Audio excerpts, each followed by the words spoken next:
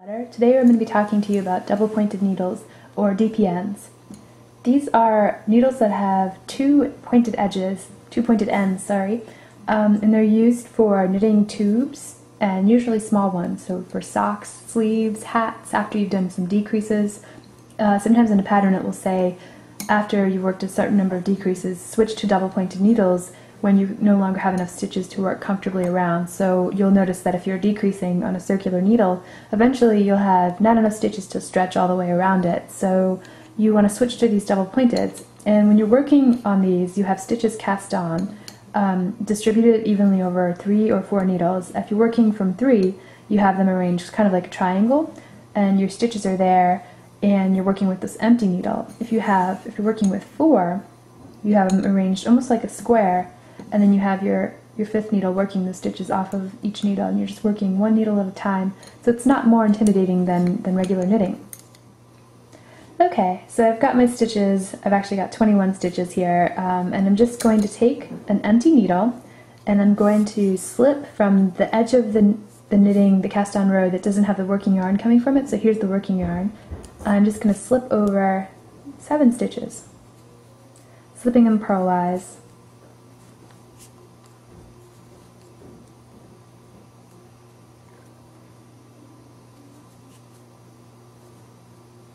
When I'm at the end of that, I'm going to take another needle and I'm going to slip 7 more.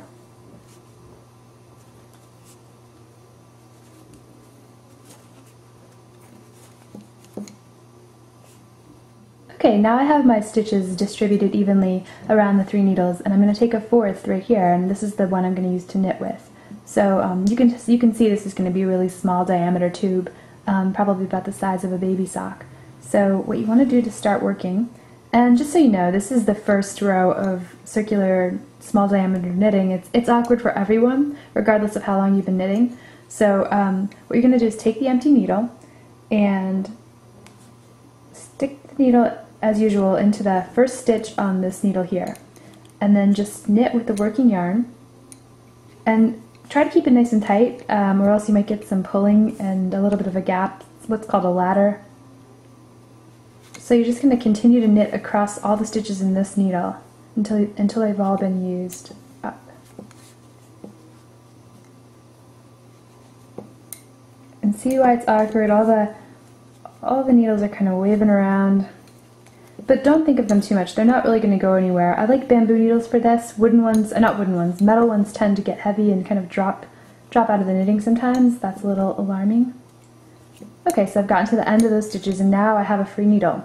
So you're just going to turn the knitting and do the same thing you just did with the stitches on this needle. So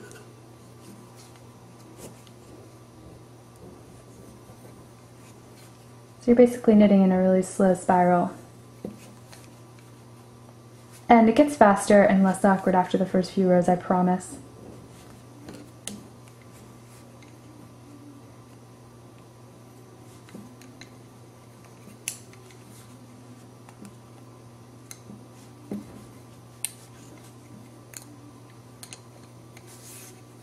So, empty needle.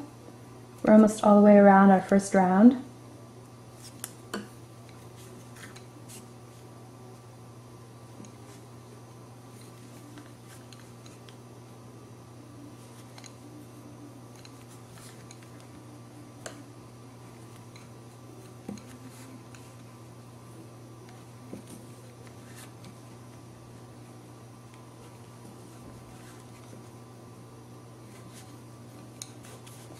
Okay, now I'm back at my first stitch of the round, my first needle, and you can tell that it is that one because the little tail is hanging down. I'm going to use that as my round marker for now. You can stick a marker either on this stitch or just to mark that you've already gone one way around, because as you'll notice, there's no wrong side rows. You're never turning the work over and working a purl row.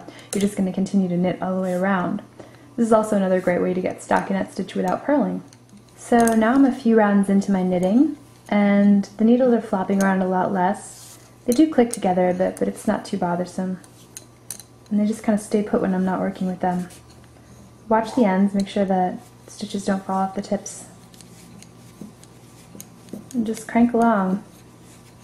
So you've emptied one needle and then you just move right on to the next. You want to be careful in these transitions between needles right here.